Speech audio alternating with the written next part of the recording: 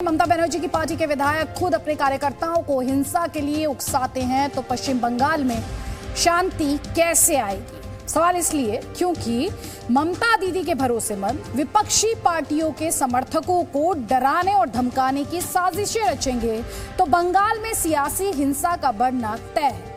ममता बनर्जी की पार्टी के विधायक नरेंद्र नाथ चक्रवर्ती का एक वीडियो हम आपको दिखाना चाहते हैं। इसे देखकर आप समझ जाएंगे कि बंगाल में कैसे विपक्ष को ठिकाने लगाने की और विपक्ष के समर्थकों को डराने धमकाने की साजिश रची जा रही है। और ये वही बंगाल है जहां ममता बनर्जी रोज दावा करती हैं कि भारत में लोकतंत्र खतरे में है।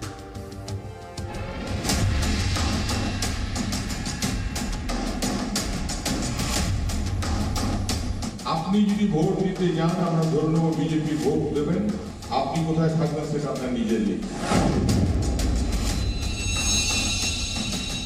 ये तालिबानी मानसिकता कांग्रेस पार्टी का ही हो सकता है।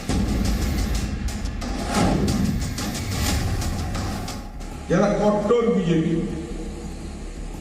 যাদেরকে হারানো যাবে না, তাদেরকে চমকাতে হবে, বলবে দিতে যান আমরা ধরে নেব বিজেপি ভোট দেবেন, ভোটের পর আপনি কোথায় থাকবেন সেটা আপনার নিজের লিখে। আজ যদি ভোট দিতে না যান আমরা ধরে নেব আপনি আমাদের সমর্থন করছেন, আপনি ভালোভাবে থাকুন, ব্যবসা করুন, বাণিজ্য করুন, চাকরি করুন, আমরা আপনার সঙ্গে আছি।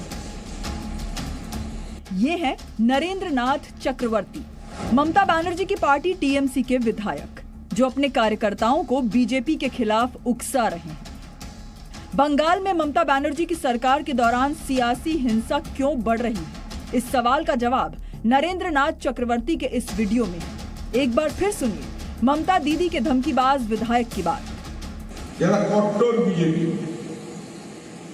যাদেরকে হারানো যাবে না, তাদেরকে চমকাতে হবে, বলবে দিতে যান আমরা ধরে নেব বিজেপি ভোট দেবেন, ভোটের পর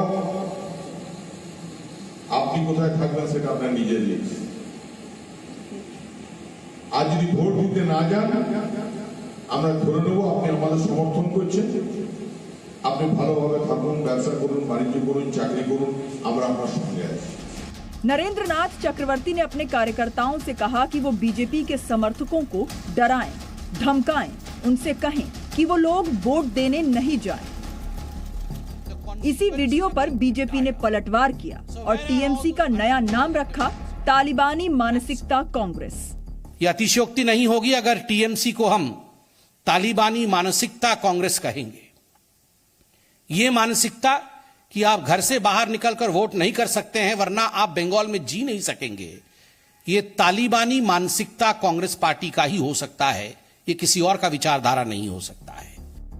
अपने विधायक की धमकी पर खामोश रहने वाली ममता दीदी का दावा है कि बीजेपी लोकतंत्र पर हमला कर रही है। उन्होंने विपक्षी दलों और विरोधी दल के मुख्यमंत्रियों को एक चिट्ठी लिखी। इस चिट्ठी में उन्होंने लिखा कि सीबीआई और ईडी जैसी जांच एजेंसियां सियासी दलों को निशाना बना रही हैं। ममता ने ये सब तब कहा जब उनके भतीजे के खिलाफ ईडी की जांच चल रही है और कलकत्ता हाईकोर्ट के आदेश के बाद बीरभूम कांड की जांच सीबीआई कर रही है।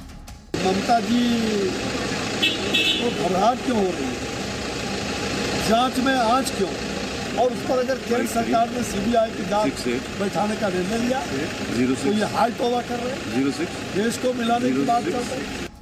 और अब ममता बनर्जी का बयान भी सुन लीजिए ताकि आपको पता चल सके कि बंगाल की मुख्यमंत्री की कुर्सी पर बैठी दीदी के दिमाग में बीरभूम हिंसा को लेकर क्या चल रहा है। खुद ही आग जलाते हैं और खुद बदनाम करते हैं।